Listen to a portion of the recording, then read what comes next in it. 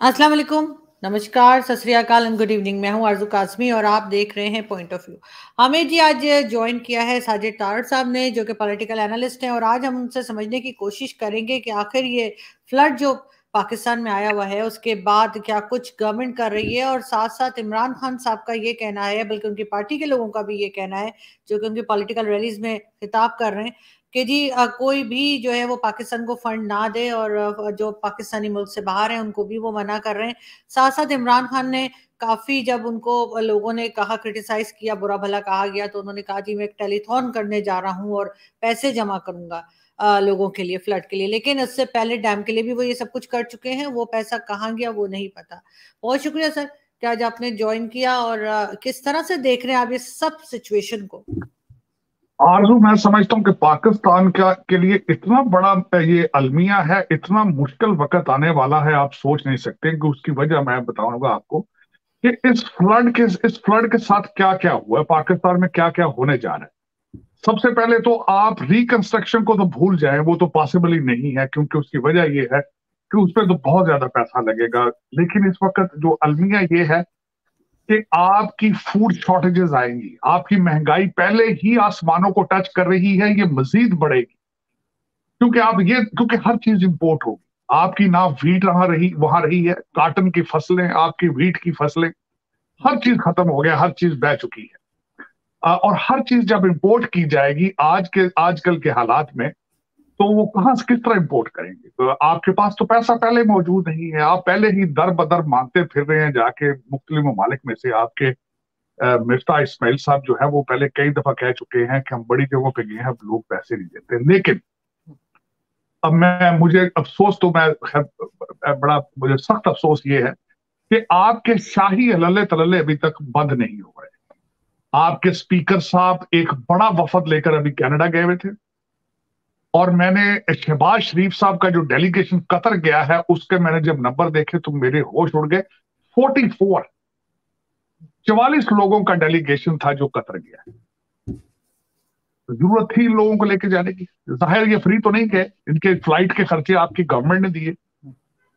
तो इन सारे चीजों में देखा जाए तो आपका क्या ख्याल है? आईएमएफ, वर्ल्ड बैंक, दूसरी दुनिया के लोग आपके ये लले तलले नहीं देखते कि आप जो किस तरीके से बेदरेग तरीके से आप पब्लिक फंडिंग का जो है वो उसको उसको नुकसान पहुंचा रहे हैं? और इसमें जो अभी मैं हैरान होता हूं कि लोगों के जमीर जो है वो मुर्दा हो चुके हैं। उसकी मैं मिसाल ये दूंगा आपको कि 4 लोग अगले दिन लोग वीडियो बनाते रहे जो उनके सामने बह गए हैं, 5 लोग, और उसमें आज लोग जो है वो उठ के क्रिकेट देख रहे हैं। आपके जो मैं बताता हूँ आपको, लाहौर से इस्लामाबाद तक के लोग जो हैं वो बेहिस हो चुके हैं, और उनके पास इतना पैसा है जिसकी हद नहीं।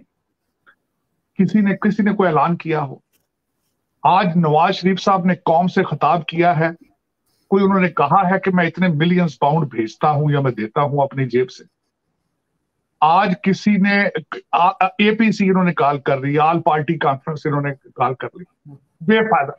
वहां के आएंगे, तकरीरें करेंगे, और ये सारे अरबपति जो सियासतदान है वहां आएंगे, कौम के लिए एक बुरा सा मुंह बना के घंटे घंटे की तकरीर करेंगे, लेकिन एक पैसा अपनी जेब से नहीं देंगे। तो ये अब लोगों को पता है। हकीकत ये है आरज़ू, का बेचारे लोग हॉस्टेज बन के, बेचारे बेवकूफ बन के फिर रहे हैं पाकिस्तान में, क्योंकि हर एक के पास स्मार्टफोन है, हर एक को पता है क्या हो रहा है, क्या पक रहा है। सहाफत, अदालत, हुकूमत, हर चीज खत्म, हर चीज मैं कहता हूँ इस सैलाब के साथ ही बह गई है। आज बल्कि मैं अभी थोड़ी देर पहले एक टीवी पे एक प्रोग्राम देख रहा था, तो उन्होंने कहा था 1971 में बांग्लादेश में भी ऐसे सैलाब आया था। तो हुआ क्या था कि लोगों ने हुकूमत की नाअहली को ब्लेम किया था, और सेपरेट्स जो थे वो उन्होंने उस फायदे से उस मौके से फायदा उठा के कौम को गुमराह किया। तो आज भी आपके हालात देखें ना, ब्लेम किसको जाना है? जाहिर है कौम को जाना है, हुकूमत को जाएगा कि आप कंट्रोल नहीं कर पाए। और साथ उसके ऊपर जो पेट्रोल के ऊपर तीली फेंकेंगे इमरान खान साहब। अब वो पहले भी कहते हैं कि मेरे दौर में महंगाई जो थी, इन्फ्लेशन 17% थी, आज 45% है। वो उसके ऊपर जलती के ऊपर आग का काम वो करेंगे। और अदारे आपके मफलूज हैं, वो ब्लैकमेल होते फिर रहे हैं, वो कमजोर हो चुके हैं और वो सलाहियत भी नहीं रखते, ना वो इंटरफेयर, वो खुद डिवाइडेड है। आपका हर इंस्टीट्यूशन डिवाइडेड है, चाहे अदलिया है, एस्टेब्लिशमेंट है, हर चीज। उनके बेचारों के हालात जो है वो खराब है, और उसका फायदा उठाएंगे इमरान खान। और मैं आज ये भी बताऊंगा कि इस वक्त इमरान खान साहब हुकूमत में आए तब भी खतरनाक है, हुकूमत में ना भी आए तब भी खतरनाक। आप इस जगह पहुंचो। लेकिन सर साथ साथ जिस तरह की पॉलिटिकल रैलीज वो कर रहे हैं उसमें कहा जा रहा है कि जी कोई मदद ना करे पाकिस्तान की। इसके अलावा इमरान खान ने ये भी कहा है कि ये पॉलिटिकल रैलीज भी होती रहेंगी और प्रोटेस्ट भी होता रहेगा, बेशक जितना मर्जी फ्लड आया हो। नहीं, उसमें तो उनके सूबा सरहद के जो इनके एडवाइजर हैं फरमाया है कि ये जो सर आपकी आवाज ये कम है। ये रैलियां नहीं है, सियासी रैलियां नहीं है। उन्होंने आया है कि ये सियासी रैलियां नहीं है, तो इनकलाब का हिस्सा है। ये तो सियासत नहीं है, जिहाद हो रहा है, वो तो खुद उन्होंने फरमाया। तो उसमें वो तो फिर वो अपना जिहाद जारी रखेंगे। वो कहते हैं कि हमने पाकिस्तान को अफगानिस्तान बना के छोड़ना है। वो जो उनका जो इरादा है वो भी नजर आ रहा है, देखे। और अच्छा, पीटीआई वाले पता नहीं क्यों इतनी तकलीफ कर रहे हैं। उनको ये नहीं पता कि पाकिस्तान को कौन दे रहा है पैसे भाई इनको। पाकिस्तान कहते हैं लोगों को पैसे ना दे, कौन दे रहा है पाकिस्तान को पैसे? अमेरिका ने सिर्फ आपको $10 मिलियन दिए। वो भी मैं कहता हूँ पहुंचा नहीं होगा पाकिस्तान, वो भी इधर दुबई या लंदन में फंस गया होगा बेचारा कहीं जाके। पीटीआई वालों को चाहिए इसका अपना वहम ना करें, पाकिस्तान को कोई पैसे नहीं दे रहा। पहले मिफ्ता साहब ने तो कई दफा फरमाया, उन्होंने कभी हमें, हम जहां भी जाते हैं, शहबाज शरीफ साहब जहां भी जाते हैं लोग दरवाजे बंद कर लेते हैं। वो इतना इस पे एनर्जी ना वेस्ट करें। हाँ, और जो इन्होंने दूसरा स्टैंस एक बार बार ये मेरे हमारे कुछ दोस्त हैं वो बार बार कहते हैं, मैं वॉशिंगटन डीसी में बैठा हूँ, ओवरसीज लोगों को कहते हैं जी पैसे ना पाकिस्तान भेजें, पहले आपको भेजने पैसे। वो अपने बहन भाइयों को, अपने माँ बाप को भेजते हैं वो भाई। आप कहते हो पाकिस्तान पैसे ना भेजे, आपको भेज रहे हैं पहले वो। हाँ, शौकत खानम को देते रहे हैं जो आप पीटीआई में इस्तेमाल करते रहे सियासी तौर पर। वो अल्टीमेटली वो अब नहीं, वो भी नहीं देंगे वो। और देना तो दे, उनकी अपनी मर्जी है। लेकिन जो पाकिस्तान में पैसे भेजते हैं वो अपने माँ बाप को भेजते हैं भाई, आपके फंड्स में थोड़ी भेजते हैं वो। आप इस तरह प्रिटेंड करते हैं कि शायद जो ओवरसीज पाकिस्तानीज हैं वो आपको पैसे भेज रहे हैं। हाँ, एक बात आप जरूर करते हैं, हम यहां से डॉलर्स और पाउंड भेजते हैं, आप उसी वक्त उसको पकड़ के तो अब लंदन भेज देते हैं। ये ज्यादती आप जरूर कर रहे हैं, और वो होती रहेगी। आज से नहीं हो रही है आपकी, वो तो 75 साल से हो रही है। वो कौन सा आपका को कमाल है उसमें? आप जो भी जर मुबादला आता है जो फॉरेन करेंसी में, वो पाकिस्तान में थोड़ी जाता है, पहुंचता है। वो तो फौरन पलट के लंदन चला जाता है, न्यूयॉर्क आ जाता है, कनाडा चला जाता है। तो हाँ, दूसरा ये कि जो फ्लड के अंदर इस वक्त जो हालात जा रहे हैं सब खराब है, क्योंकि आपकी फसलें तबाह हो चुकी हैं, आपकी फैक्ट्रियां बंद हो चुकी हैं। अब इसके बाद जो है जो जो इश्यूज जो बनेगा कि अब आपके आपके पास पेट्रोल और डीजल लेने के पैसे नहीं होंगे तो आप क्या करेंगे? अद्वियात कहाँ से लेंगे? ये सारी चीजें, ये मसाइल बनेंगी। लेकिन अफसोस के साथ ये मैं कहूंगा कि आपके जो रूलिंग एलीट है उसके कोई माथे में बाल नहीं। हुकूमत का सबसे पहला इस वक्त जो जरूरी, सबसे पहले कि अपने अखराजात को कम करें, लेकिन वो करने के लिए तैयार नहीं। सर साथ साथ जी। जी सर साथ साथ एक चीज और चली है जो ट्विटर पे और सोशल मीडिया पे मैं देख रही थी इमरान खान के सपोर्टर्स की तरफ से। वो ये कह रहे हैं कि जी इमरान खान क्योंकि इनके काबू नहीं आ रहे थे गवर्नमेंट के, तो उन्होंने जी डैम जो है उनकी दीवारें गिरा के और खुद ये फ्लड लेकर आए। मतलब ये एक नई नई कहानी जो है वो पीटीआई वाले लेकर चल रहे हैं। तो साथ साथ सर जैसे नवाज शरीफ साहब की भी बात आपने की, तो उन्होंने आज खिताब भी कर लिया, लेकिन क्या लग रहा है आपको वो वापस आते हुए दिखाई दे रहे हैं क्या? देखिए, मुझे लगता नहीं है खैर वापस आएंगे, लेकिन आ भी जाए तो क्या कर लेंगे? मेरे ख्याल में कोई इस वक्त जो पाकिस्तान के हालात हैं, सियासी तौर पर, ज़हनी तौर पर मफलूज हो चुका है, मुआशी तौर पर मफलूज हो चुका है इस वक्त। मेरे ख्याल में तो अगर मुझसे पर्सनल पूछे तो उनको आना भी नहीं चाहिए, क्योंकि इस वक्त सर्कमस्टांसेस, हालात, जब आप एक नेशनल क्राइसिस में है तो वो आके क्या करेंगे? सियासत तो मेरे ख्याल में तो रुक जानी चाहिए। उसकी वजह यह है कि आप सबको एज ए बहसीते कौम आपको रिकवरी पर जाना चाहिए, आपको सर्वाइवल मोड में होना चाहिए। इस वक्त सियासत के लिए तो हालात मौजूद ही नहीं है, लेकिन आप बार बार उसको घसीटेंगे मजीद तो आप लोगों को, अब मैं एक छोटी सी मिसाल दूंगा। लोग इतने मुतरफर हो चुके हैं, आपके सूबे के वजीर साहब, लगारी साहब अपने हल्के में गए हैं कश्ती में बैठ के, और साथ कैमरामैन लेके गए हैं। लोगों ने इतना रिजेक्ट किया है उनको, और खासकर लोगों की नफरत का उन्होंने निशाना बनाया है। और सियासतदान कर ये ऐसे ही रहे हैं। शहबाज शरीफ साहब ने अगले जहाज से कुछ 4 थैले आटे के फेंके हैं, लेकिन तस्वीरें बहुत बनाई उसके साथ। सियासतदान जात ये इनको ये नहीं पता कि तस्वीरें खिंचवाने का टाइम होता है भाई। और आप थैला एक दे के तो तस्वीरें 10 बना के किसी के गुर्बत का मजाक उड़ा रहे हो। तो ये और यही होगा मजीद। आप देखेंगे कि खान साहब अगले दिन बैठे हुए थे और अपना फोन चेक कर रहे मुसलसल, साथ उनके जो सुबह साथ के चीफ मिनिस्टर थे वो भी फोन पे थे, अपने मोबाइल फोन पे पता नहीं कैंडी क्रश खेल रहे थे या क्या कर रहे थे। लेकिन ये कि अफसोस के साथ कि इनको इतना भी नहीं कि जब आप किसी उजड़े हुए इंसान के पास जाते हैं खुले छत के नीचे जो बैठा होता है, तो थोड़ी देर आप उसके उसके जैसा मुंह बना लेते हैं, हमदर्दी का बना लेते हैं। लेकिन इनको फिर कौन बताए इनको ये सारी चीजें। ये काले चश्मे पहन के कैंडी क्रश खेलते रहते हैं, आप एसी से बाहर निकलते नहीं। इस वक्त लाहौर से इस्लामाबाद वाले सारे लोग जो है वो एयर कंडीशन कमरों में बैठ के क्रिकेट का मजा ले रहे हैं, अफसोस के साथ। लेकिन सर साथ साथ ये भी देखने में आया कि जो प्रेसिडेंट आरिफ अलवी साहब हैं, वो जब कराची में थोड़ी सी बारिश हुई थी कुछ साल पहले, जब इमरान खान पावर में नहीं आए थे, तब वो कश्ती चलाते हुए नजर आए थे कराची की जो पानी रुका हुआ था वहां पे।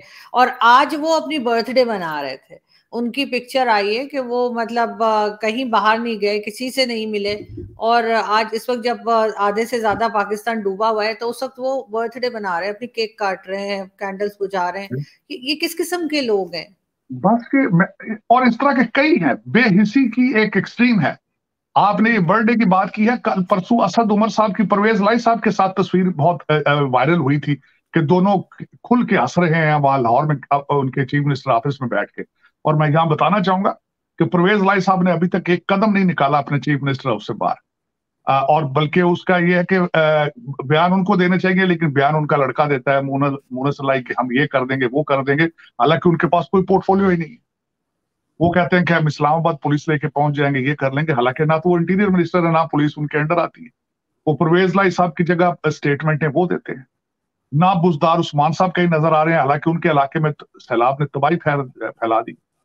लेकिन कई लोग आज इस वक्त जो है वो बिल्कुल रडार से गायब हैं। या तो मेरा ख्याल वो दुबई जा चुके हैं या लंदन जा चुके हैं, नजर ही नहीं कहीं आ रहे। और जितना अमीर तरीन तबका है, किसी ने एक पैसा अभी तक सैलाब के लिए नहीं दिया। और मैं बता दूं आपको, पहले शौकत खाना भी गरीब लोगों ने, मिडिल क्लास ने दिया था पैसा, सारा जो इकट्ठा करके ये ले गए थे।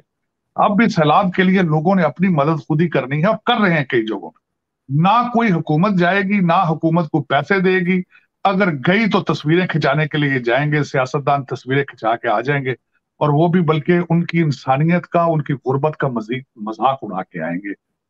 और उनके जख्मों पे नमक छिड़क कराएंगे। क्योंकि मैं यहाँ पे ये जरूर कहूंगा कि पहले वहां जलजला आया था तो उसके पैसे भी आपने खाए, क्योंकि और उसके बाद कई दफा इस तरह आपने कोविड के पैसे खाए। आज सैलाब इस तरह की चीजों को हमारी रूलिंग एलीट अपॉर्चुनिटीज बनाती है कि बाहर से पैसे आएंगे और डॉलर आएंगे और पाउंड आएंगे, सारे मिलके खाएंगे। तो ये उनको बस अब कहते हैं ऊपर वाला देख रहा है इसको, वही जस्टिफाई करेगा। लेकिन ये कि जो जिंदा कौमें होती हैं उनको इस तरह के इंसानी आफात जो होती है यूनाइटेड कर देती है। अमेरिका के अंदर सितंबर 11 हुआ था तो सारी कौम इकट्ठी हो गई थी एक झंडे के नीचे। लेकिन ये क्या लेकिन हो सके पाकिस्तान के अंदर आपका, मैं ये फ्लड को भी देख रहा था, ज्यादातर सूबे देखें, पंजाब भी इफेक्टेड है, सिंध भी इफेक्टेड है, बलूचिस्तान इफेक्टेड है, आपका केपीके इफेक्टेड है। लेकिन आप इकट्ठे नहीं हो रहे हैं। आप सियासत के मोड से लूट मार घेराव जलाओ के मूड से बाहर नहीं निकल रहे, उस मूड से। लेकिन सर साथ साथ बैरिस्टर सैफ जो है, उनका कहना है कि जी इस किस्म की आसमानी आफात तो आती रहती हैं, लेकिन उसके लिए ना तो पॉलिटिकल रैली रोकी जाती है, ना प्रोटेस्ट रोके जाते हैं। अजीब किस्म के एक बेहिसी जैसे आप कहें वो पॉलिटिशियंस में चल रही है। लेकिन साथ साथ सर अगर हम अफगानिस्तान की बात करें तो वहां के जो डिफेंस मिनिस्टर है, उनका कहना है कि जो अभी ड्रोन अटैक हुआ था उसके लिए पाकिस्तान की जमीन इस्तेमाल की गई है। और उन्होंने पाकिस्तान को वार्न किया है कि इस किस्म की हरकतें ना करें, जबकि पाकिस्तान की तरफ से पहले बिल्कुल साफ इनकार किया गया था। ये और बात है कि किसी ने यकीन नहीं किया। आरजू, मैं आप अफगानिस्तान के हवाले से एक और बात भी करना चाहूंगा। कल हामिद मीर साहब के प्रोग्राम में, हामिद मीर साहब सवात में गए थे इसकी लाइव कवरेज करने के लिए सैलाब में, और मैं उसकी एक बात मुझे वो बिल्कुल खटकती है दिमाग में कि एक सवात के अंदर जब फ्लड इफेक्टेड एरिया में खड़े थे तो एक लोकल बंदे से इंटरव्यू ले रहे थे, तो वो पठान थे। उन्होंने कहा था कि देखें, यहाँ पे एक भी हेलीकॉप्टर नहीं है, लेकिन अफगानिस्तान के जो थोड़े से एरिया में सैलाब आया है वहां 150 हेलीकॉप्टर ऊपर उड़ रहा है। रेस्क्यू के लिए। और मैं यहाँ पे ये भी कहना चाहूंगा कि देखें, वो अगले दिन 5 बच्चे, जो 5 में से वो 4 जो है बेचारे वो मर गए, बह गए हैं, और वो इंसानियत उसका तमाशा देखती रही है। मैं यहाँ पे आपको ये याद कराना दिलाना चाहूंगा कि हलीमा बाजी अपनी बच्ची के साथ कहीं फंस गई थी, तो फौरन उनको हमारे मिलिट्री हेलीकॉप्टर ने रेस्क्यू किया, एक खातून को। आज आज वो हेलीकॉप्टर किधर गए हैं? तो 4 घंटे आज वो लोग फंसे रहे और सोशल मीडिया पे शोर मचा रहा, 4 घंटे तक कुछ नहीं किया इन्होंने। मैं समझता हूं कि ये इंसानी अलमिया, ये किस तरीके से, किस तरह आप किस तरीके से आप अपने आप को पाकिस्तानी कहते हैं, मुसलमान कहते हैं। ये सारा कुछ ये क्या है? एक गोरख धंधा जो बना रखा है आपने, ये क्या है? ये सारा कुछ मैं पूछना चाहूंगा। आपको शौक तो है रियासत मदीना का, लेकिन रियासत मदीना में तो मुसलमान थे, बड़े कमिटेड थे अपने मजहब के साथ, अपनी कौमियत के साथ बड़े मुखलिस थे। और जो वो 5 लोग जो जो बेचारे वहां मर गए हैं, उनके लवाकीन या वो उनकी रूहें, जो आपको क्या क्या आप वो मंजर पेश हो रहा है। एक दूसरा मंजर अगले दिन मैंने बड़ा दिल खराश देखा है कि एक खातून खुले छत के नीचे बैठी है और उसके हाथ में सिर्फ 2 रोटियां हैं और 8 बच्चे हैं। वो उनको एक पीसेस कर करके दे रही है, भूख से बच्चे बिलख रहे हैं। तो आज कहाँ है ये सारा? ये सारे बिलियनर जो पाकिस्तान के अंदर बैठे हैं, ये जो V8 गाड़ियां पकाते हैं, जिनकी बिजली बंद हो जाए 3-3 दिन, इनके जनरेटर जो हैं वो शोर मचाते हैं डीजल के ऊपर। मैं एक दो लोगों को जानता हूँ इस्लामाबाद, जिनके पर डे का खर्चा जो है 40-40 हजार सिर्फ डीजल के एक दिन में वो फूंकते हैं वहां जब बिजली जाती है। लेकिन आज लोगों को आप अपने अपने पाकिस्तानियों को ये भूल गए हो। आप इस तो लोगों के लिए इस्लाम रखा है, लोगों के लिए आपने पाकिस्तानियत की बात करते हैं, लेकिन जब कौम बह गई है, जब अब बच्चे बिलख रहे हैं खाने के लिए, पानी पीने के लिए, तो आज आपके ज़मीर किधर हैं आप सारे? मैं आज आप 1 मिनट के लिए सोचें, इनको टोपियां ये उतारनी चाहिए, पीटीआई की और नून लीग की। पाकिस्तान की टोपी पहनो यार, खुदा का नाम लो। कुछ शर्म शर्म होती है, कहते हैं कि वो। लेकिन लेकिन सर एक चीज जरूर मैं यहाँ पे ऐड करना चाहूंगी कि इनको आगे जाकर थोड़ा सा पाकिस्तान की पॉपुलेशन पे भी काम करना चाहिए। जैसे आप खुद बता रहे हैं कि 2 रोटियां थी और 8 बच्चे थे, अगर वो बच्चे कम होते और वो रोटियां भी काम आ नहीं जाती, देखिए, ये इस पे कभी काम नहीं नहीं आप करते यहाँ नहीं, पे। मैं एग्री करूँ, मैं आपसे एग्री करूंगा, लेकिन आज मौका नहीं है उस चीज का।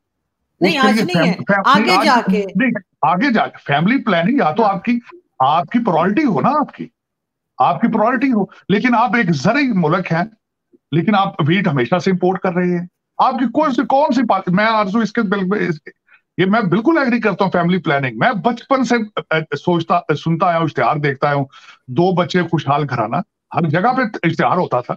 लेकिन वो सिर्फ एक स्लोगन है। वो भी वहां की जो फैमिली प्लानिंग वालों के डिपार्टमेंट है वो खा रहे हैं, बिल्कुल बैठ के तनख्वाहें ले रहे हैं। जिस तरह आपका डिजास्टर मैनेजमेंट है, फेल है। उनकी सिर्फ ये ड्यूटी है कि ये बताना कि कितने लोग मर चुके हैं, सिर्फ। ना लेकिन रेस्क्यू सर करने की एक चीज सलाहियत और, रखते, ना फोरकास्ट करते हैं वो। लेकिन सर यहाँ पे एक चीज और भी लोग मेंशन कर रहे हैं कई लोग, कि ये जो बिल्डिंग्स बनी हुई थी, चाहे वो स्वात में कह लीजिए या कहीं और, वो भी इन्होंने इलीगल तरीके से ऐसी जगह इलीगल पे बना दी उस जहां से पे पानी गुजरता है, जहां से मैं पानी। मैं उसके आरजू मैंने उस पे पढ़ चुका हूँ, रिसर्च कर चुका हूँ। उनके परमिट देने के लिए अरबों रुपयों की रिश्वत रिसीव की गई थी। वो जो स्वात में होटल जो सारे गिरे हैं, उनके परमिट उनको बनाने के लिए सारी करप्शन के उनको परमिट दिए गए थे, सारे करप्शन। लेकिन ये कोई नई बात नहीं है। डेवलपिंग कंट्रीज, जो भूखे नंगे कंट्रीज, जहां पे करप्शन पीक पे हो, तो वहां पे ये नॉर्मल होता है। कौन सा बड़ी बात है? आपने कराची में प्लाजे गिरते नहीं देखे, जिनके जिनके फॉल्ट जिनका परमिट ही नहीं थे भाई। यहाँ पे तो कहते हैं ना, करप्शन दे के पैसे तो परमिट उन्होंने लिए थे। कराची में लोग 50-50 मंजिला बिल्डिंग खड़ी कर देते, परमिट लेते नहीं, और जमीन किसी और की होती है जिस पे बिल्डिंग खड़ी कर देते हैं। बिल्कुल। अगर फिर ये फिर लैंड ऑफ द प्योर्स है ना, ये लैंड ऑफ द प्योर्स में तो ये नॉर्मल है। ये तो देखिए, ये तो एक है। वो कहते हैं कहां से शुरू करें, कहां खत्म करें। लेकिन आज जो है, जो आज आप आज आज आधे आधे आप पानी में डूबे हैं, लेकिन आपको अभी तक इसका एहसास नहीं है। हमारे ना हुकूमत को, और ना अपोजिशन को, और ना ये सारे सारे लोग इस वक्त बेहिसी के साथ। आज तो क्रिकेट मैच एंजॉय कर रही सारी कौम, वो उनको बिल्कुल पानी नजर नहीं आ रहा, बिल्कुल पानी नजर नहीं आ रहा। मैंने आपको बताया नहीं। था कि लाहौर से इस्लामाबाद तक के लोग जो है बड़े खतरनाक लोग हैं। यही पाकिस्तान को चलाते हैं और यही सारा कुछ खाते पीते हैं। जिस तरह अगले दिन हमारे तारिक जमील साहब ने फरमाया, उन्होंने कहा कि खुदा का शुक्र है कि देखिए जी, लाहौर में कहते सैलाब नहीं आया, बाकी हर चीज डूब गई है। और ये अपने आपके अमाल हैं, ये अमाल की वजह से मैं हैरान हो गया हूं कि गरीब लोगों के अमाल इतने खराब हैं जिनके ऊपर इतनी आफत आ गई। मैं हैरान हूं, बिल्कुल। इस तरह की स्टेटमेंट देने से पहले को 2 दफा सोचते। तारिक जमील साहब का बैकग्राउंड शायद आपको पता है, इनका जिमी के नाम से पहले गाने गाते थे, इन्होंने शुरुआत वहां से की थी। अच्छा, He मुझे wanted नहीं to become पता। a singer. हाँ, he wanted to become a singer. उनके उनका पैशन सिंगिंग में था और जिमी के नाम से पहले गाने गाते थे। वहां कामयाब नहीं हुए तो इन्होंने कहा चलें जी दाढ़ी रख के मुझसे साफ कर लेते हैं, तो ये काम शुरू कर लेते हैं। ये तो बहुत अच्छा कारोबार है पाकिस्तान के अंदर, तो खासकर ना पाकिस्तान में नहीं, डेवलपिंग कंट्रीज सारा जहां भी होगा, जहां तालीम कम होगी वहां हमेशा इस तरह के लोग आके लोगों को जन्नत के टिकट बेचते हैं हमेशा, चाहे वो कहीं भी हो। ये नहीं मैं इस्लाम की बात कर रहा हूँ, जहां भी डेवलपिंग कंट्रीज जहां तालीम कम होगी वहां पे लोगों को बेवकूफ बनाना बहुत आसान आसान होता है। अब मैं कई ममालिक में पढ़ चुका, आप अफ्रीका देख लें, आप कई ममालिक जहां लोगों की तालीम नहीं है, वहां पे वो इस तरह के वूडू किस्म के लोग आ जाएंगे, वो जन्नत के टिकट बेचते हैं, वो लोगों को कहते हैं हाँ जी तुमने लड़का लेना है कि लड़की लेनी है, और मैं वो भी तुम्हें देता हूँ। ये सारा कुछ ये चल रहा है काम। फूके मारते हैं, स्पीकर में फूके मार रहे हैं। जिस तरह हमारे मौलाना नियाजी साहब हैं, अगले मजहबी पेश रवा है, आगे ये तवीज दिया करेंगे सारी जिंदगी लोगों को, फूका में स्पीकर में फूके मारेंगे। और इनके साथी भी कुछ इसी किस्म के हैं। अफसोस की बात तो ये है कि अभी तक लोग सपोर्ट कर रहे हैं, अभी तक इनके साथ लोग खड़े नजर आ रहे हैं, और बड़ी आपने अजीब सी बात है। आपने ये कवर की है बात, शायद आपने देखने वालों को ये बताया है कि खान साहब के ऊपर एक जो केस इस वक्त हुआ हुआ है इलेक्शन कमीशन में, और उसमें इन्होंने अपने सिर्फ 2 बच्चे लिखे हैं, तीसरी बच्ची जो इंग्लैंड में है उसको इन्होंने रिकॉग्नाइज नहीं किया और उसको चैलेंज किया गया है। मेरा यहां से ये क्वेश्चन ये आता है, जो बंदा अपने बच्चों को नहीं पालता वो मुल्क को किस तरह पालेगा? ये क्वेश्चन बिल्कुल मार्क। थे। मैं ये इस पर कोई जवाब मुझे दे बंदा, क्योंकि वो मजहबी आदमी है। लेकिन आप अपनी रिस्पॉन्सिबिलिटी, आपने उस बच्ची को जिसका डीएनए हो चुका है, पहले तो ये उसको मानते नहीं थे, लेकिन एक कोर्ट ने डीएनए के जरिए प्रूव किया कि इनकी बच्ची है वो। और चले वो जिस तरह भी थी, शादी के बगैर हुई है जिस तरह भी, लेकिन वो बच्ची है आपकी। तो बिल्कुल। आपने उसका नाम नहीं एज ए तीसरा बच्चा लिखा, और आपके 2 बच्चे जो हैं वो आपकी एक्स वाइफ पाल रही है। और मैंने अगले दिन जावेद चौधरी साहब के आर्टिकल में लिखा है कि इंग्लैंड के अंदर आपकी हुकूमतें, पाकिस्तान इनके हुकूमत के दौर में बड़ी मुश्किल से लंदन में एक इवेंट का, जिसमें जो बाइडन ने भी जाना था, और इनका जाना बहुत जरूरी था, सिर्फ इसलिए नहीं गए कि इनको वहां अपनी एक्स वाइफ को फेस करना पड़ता है। तो मुल्क की इंटरेस्ट से पहले भी पर्सनल इंटरेस्ट है। और ये मेरा चले, मैंने बताया ना आपको कि आप इस पॉइंट पे पहुंच चुके हैं कि खान साहब हुकूमत में आ जाए तब भी खतरनाक है, और हुकूमत में ना आए तो तब भी खतरनाक है। अब नहीं, आप बिल्कुल इस सूरत हाल से अब आपको कौन निकालेगा, आप किस तरह निकलेंगे, इसके लिए दुआएं खैर की जा सकती। नहीं, आप बिल्कुल ठीक कह रहे हैं। लेकिन सर, जाते जाते लास्ट में मैं फिर वही एक बात आपसे पूछना चाहूंगी कि जो अफगान की तरफ से कहा गया, अफगानिस्तान की तरफ से जो कहा गया है ड्रोन का, उस पर आप क्या कहेंगे?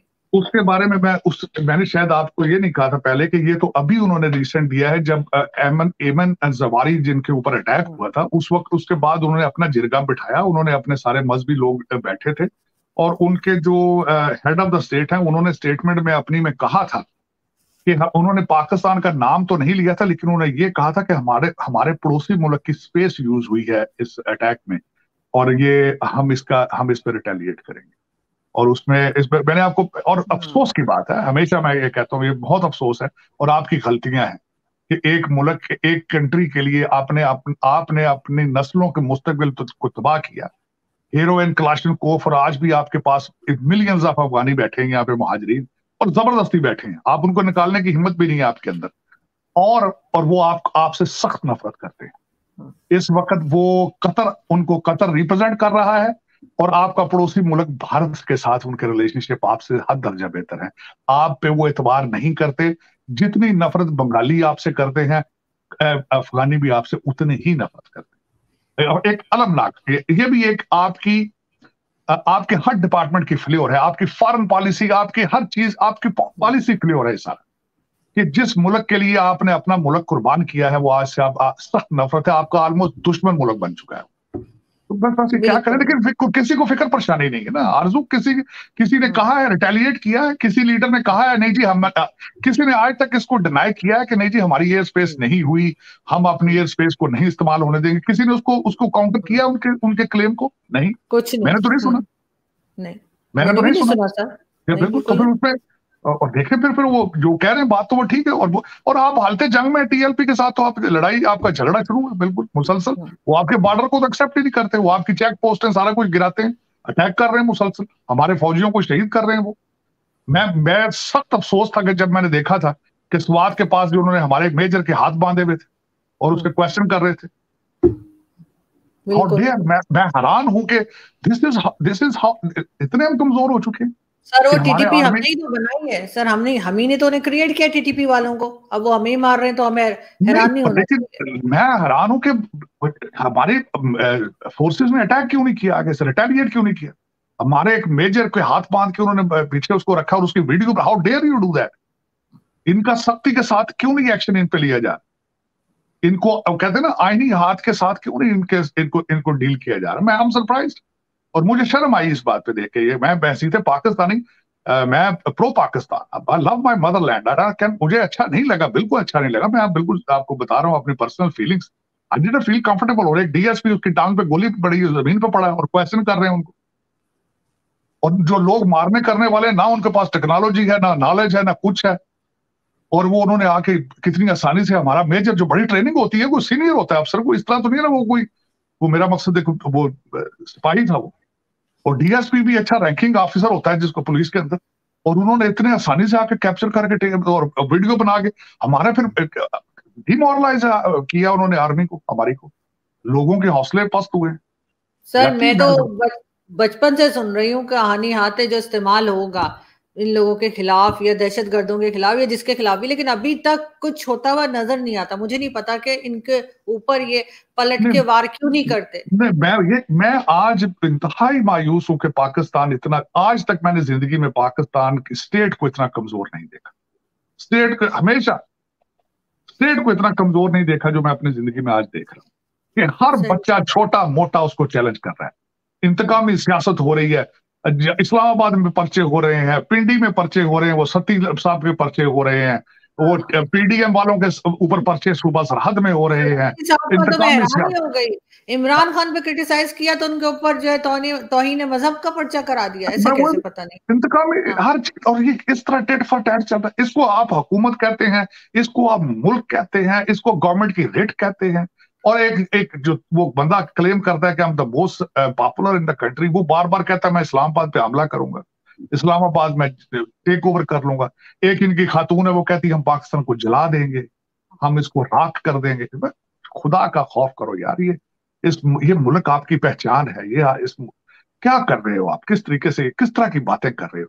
और फिर ये ऊपर वाली जो टीयर 1 टीयर 2 इस तरह की बातें करते हैं, वो नीचे जो बच्चे, जो फराडी है, जो अमीर लोगों के बिगड़े हुए बच्चे हैं, जो ट्विटर के 50-50 अकाउंट है उनके, वो फिर उनको खुली छुट्टी मिल जाती है, फिर वो उसके ऊपर दमादम मस्त कर अंदर वो तो पार्टी शुरू कर देते हैं। देखिए पता नहीं बिल्कुल। कहाँ लेके जाए, क्या इनकी इंटेंशन है, चाहते क्या है ये।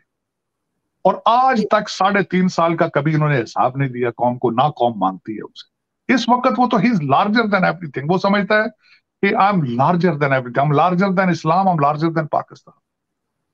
नहीं, बहुत अनफॉर्चुनेट है। और मेरा मेरा ख्याल है कि कहीं ना कहीं जाके इस चीज को रुकना चाहिए। बहुत शुक्रिया सर कि आज माय आपने प्लेजर, ज्वाइन किया। Thank you, thank Pakistan you will so never. Much. Thank you. Thank you.